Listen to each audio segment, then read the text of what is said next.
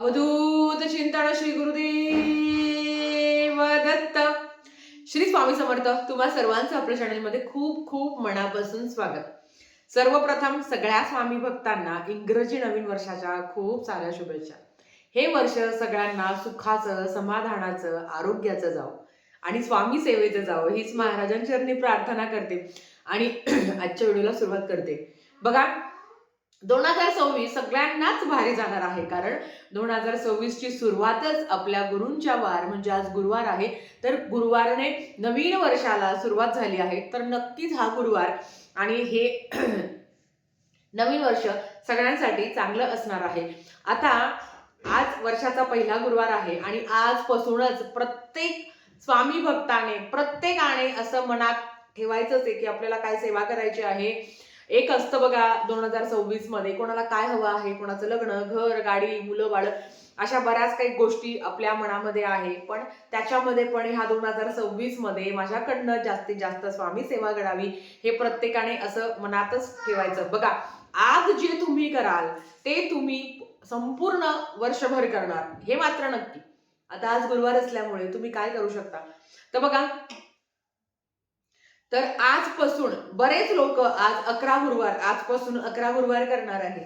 तुम्हाला इच्छा असेल तर तुम्ही आजपासून 11 गुरुवारला सुरू करू शकता किंवा जे काही तुम्हाला सांगते मी तुम्ही येत्या गुरुवारी पण करू शकता, कारण प्रत्येकाला मासिक धर्म आहे किंवा अडचणी आहे काय, तर तुम्ही येत्या गुरुवारी पण करू शकता. तुम्हाला काय करायचं आहे, प्रत्येक गुरुवारी नित्यसेवा तुम्ही करत असाल तर सोन्याहून पिवळं, पण बरेच लोकांकडनं नित्यसेवा घडत नाही. मग प्रत्येक गुरुवारी स्वामी चरित्र सारामृताचं संपूर्ण पाठ तुम्हाला करायचा आहे.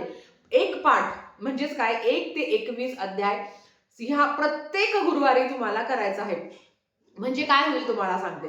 नित्यसेवा जेव्हा आपण करत असतो रोज 3 अध्याय पठण करतो, मग काय होतं, 8 दिवसात आपलं एक पारायण होतं.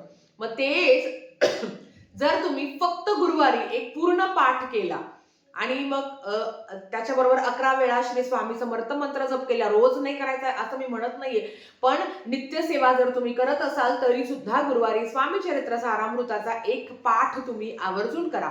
आणि नित्यसेवा नसेल करत तुम्ही तरी सुद्धा स्वामी चरित्र सारामृताचा दर गुरुवारी एक पाठ करायचा, असा संकल्प आजपासून तर मी करणार आहे. आणि मी तुम्हाला सांगेल करा की या 7 दिवसाच्या कालावधीमध्ये नाही सेवा घडली हरकत नाही, पण 8व्या दिवशी म्हणजे गुरुवारी काही पण होती तिकडे जगाच्या पलीकडे मला स्वामी सेवा करायची आहे. एका बैठकीत केलं तर खूप चांगलं, पण लहान बाळ आहे ताई, प्रत्येक वेळेस मला उठावं लागतं. बघा, आपण जेव्हा 11 गुरुवार करत असतो तेव्हा स्वामी चरित्र सारामृत एका बैठकीतच करतो.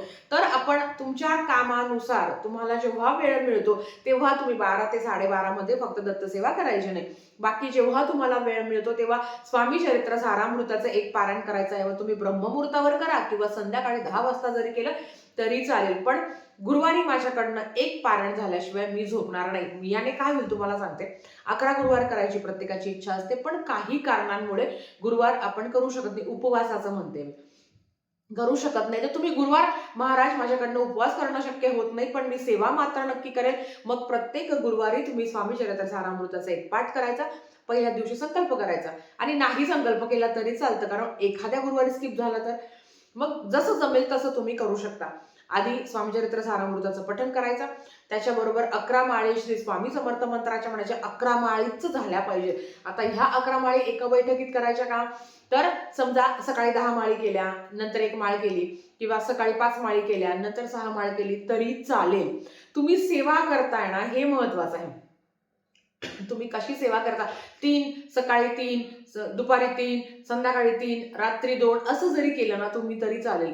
तुम्ही सेवा करताना याला महत्व आहे. तुम्ही कसे आहात, तुम्ही किती वेळा करता, याच्यापेक्षा तू एक पाऊल टाकतो आहे, आपण सेवेसाठी एक पाऊल टाकतो आहे, तेच महाराजांना खूप आहे. आणि महाराजांना काय लागतं, तर त्यांना तेच लागतं. त्यांना फक्त तुम्ही लागता, तुमची सेवा लागते, बाकीचं काही नाही. वस्त्र घालतो आपण, हे सगळं आपल्याला आवडतं म्हणून आपली सेवा आहे. आपलं एक सेवेचा पण भाग आहे की सुशोभीकरण, वस्त्र घालणं, छान छान पदार्थ महाराजांना जे जे आवडतात ते आपण नैवेद्य म्हणून देत असतो. पण याच्या पलीकडे पण महाराजांना तुम्ही आवडता. महाराजांना हे काहीच आवडत नाही. महाराजांच्या लंगोटाची किंमत ह्या विश्वा एवढी पण नव्हती, तर आपण त्यांना काय देऊ शकतो. पण आपण जे काही करतो ते आपल्याला छान वाटतं किंवा महाराजांना जे काही आवडायचं ते मी त्यांना अर्पण करते. तो आपला एक भाव आहे. तो एक श्रद्धेचा सुद्धा भाग आहे. पण त्याच्यापेक्षा पण त्यांना तुम्ही प्रिय आहात. मग तुम्ही जसं जमेल तारक मंत्र 11 वेळा न चुकता मी गुरुवार आजपासून मी स्वतः हा संकल्प केलाय, की दुपारी, संध्याकाळी जसं जमेल ह्या संसाराच्या गाड्यातून मला जेव्हा सुटका मिळेल, तेव्हा मी पाठ करणार म्हणजे करणार.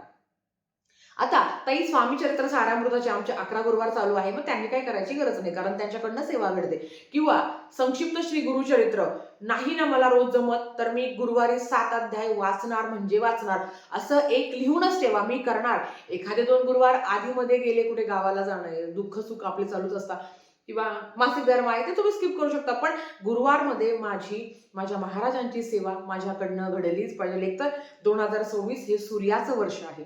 या 2026 मध्ये सूर्याची उपासना सुद्धा महत्वाचा आहे आणि त्याच्याच बरोबर आपल्या गुरूंची उपासना सुद्धा महत्वाचा आहे. जेव्हा गुरुबळ स्ट्रॉंग असतो तेव्हा आपल्या राशीला नक्षत्र, ग्रह, तारे कितीही अडचण असले तरी गुरु सगळं तारून येतात. गुरुचरित्र ग्रंथामध्ये सांगितलं आहे की जेव्हा देव आपल्यावर कोपतो तेव्हा गुरु आपल्याला तारतो. पण गुरूंचीच आपल्याकडनं सेवा नसेल घडत तर देवही काही करू शकत नाही. तर हे तसं आहे. म्हणून आता बघा 11 माळी आपण बैठकीत अशा टप्प्याटप्प्यात करू शकतो. पण आता स्वतःही स्वामीचरित्र सारामृत पण टप्प्याटप्प्यात करू का? तर बघा 11 गुरुवारमध्ये आपण एका बैठकीत करायचं असतं आणि शक्यतो एका बैठकीत करा. पण ताई माझं लहान बाळ आहे, त्याला फीड करण्यासाठी, त्याला पाजण्यासाठी मला उठावं लागतं. तो कधीतरी उठतो ताई. मग अशा वेळेस मी काय करू? मग अशा वेळेस तुम्ही 10 अध्याय आधी वाचले आणि बाकीचे 11 अध्याय नंतर वाचले तर चालेल. पण शक्यतो एका बैठकीतच करा. एका बैठकीतच करा. पण अगेन कुठेतरी अचानक येतं आपल्या घरी, माहिती नसतं आपल्याला. मग अशा वेळेस ती सेवा थांबून जाते आपली. मग महाराजांकडे माफी मागायची. नंतर तुम्हाला जेव्हा जमेल तेव्हा तुम्ही सेवा करू शकता. सेवेसाठी आपण प्रॉपर असणं, आपली वेळ असणं महत्वाचं आहे. पण आपले गुरु आहेत ते सगळं समजून घेतात आणि महाराजांची सेवा लय सोपी हो. त्यांचं असं नाही आहे की काही नियम आहे. आता ताई आम्ही गुरुवारी सेवा करतो, मग आम्ही दुसऱ्यांचं घरचं खाऊ शकत नाही का? संकल्पयुक्त सेवा नाही ना तुमची. तुम्ही परान्न खाऊ शकता, मग बिस्किट, चॉकलेट, गोळ्या असे प्रश्न येतच असतात. तर ते तुम्ही खाऊ शकता किंवा बाहेरचं पण खाऊ शकता. पण कसं असं तुम्हाला सांगू का? आता आज मी ना स्वामीचरित्र सारामृताचं म्हणजे माझं बोलत नाही असं महाराज ते करून घेतात, तर माझं एक पारायण करून झालं. मग ते करून झालं. मग आता माझं असं राहील ना की आज मी पारायण केलं आहे, मग का मी पारायण न घेऊ? आता हे संकल्पयुक्त माझं नाही आहे. तुमची इच्छा असेल तर तुम्ही घेऊ शकता, तुमची इच्छा नसेल तर तुम्ही नाही घेतलं तरी चालेल. पण असतं ना आपलं की सेवा मी केली ना, मग जाऊ दे ना, एक दिवस घरातलंच खाल्लं तर काय बिघडतं. आणि रोज कोण हॉटेलमध्ये जाऊन खातं सांगा? कोणाला इतका वेळ आणि कोणाकडे एवढा पैसा आहे की रोज एवढं बाहेरचं आपण चमचमीत खातो? घरातलं पौष्टिक चांगलंच खातो आपण.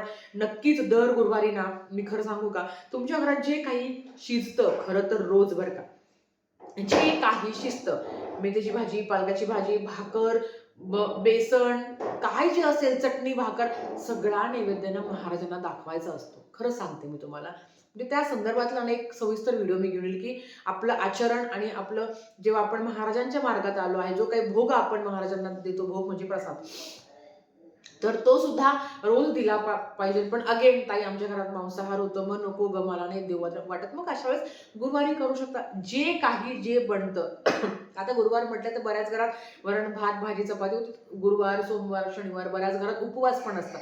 मग अशा वेळेस जे काही तुम्ही बनवता, आज जर काही झालं तर शिरा द्या, दूध साखरेचा नैवेद्य द्या. तो नैवेद्य महाराजांना दाखवून छानपैकी तो तुम्ही ग्रहण करू शकता. असं तुम्ही करू शकता. तुम्ही करा. आज ह्या 2026च्या मध्ये पहिल्याच दिवशी सगळ्यांनी संकल्प करा की महाराज मला काय काय करायचं आहे. सेवेचं सांगते बरं का, जे तुम्हाला काय पाहिजे आहे, घर दार, पैसा, सोनं, ते सगळं नंतर. मी फक्त तुम्हाला सेवेबद्दलच सांगते.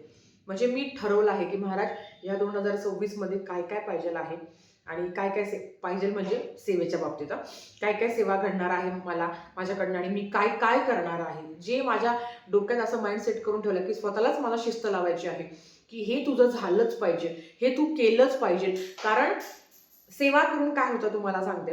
आधी तर कोण काय बोलतं हे फोनवर बोलण्यापेक्षा सोशल मीडियावर जास्त आपण एकदा स्क्रोल करायला लागलो की तो करतच असतो.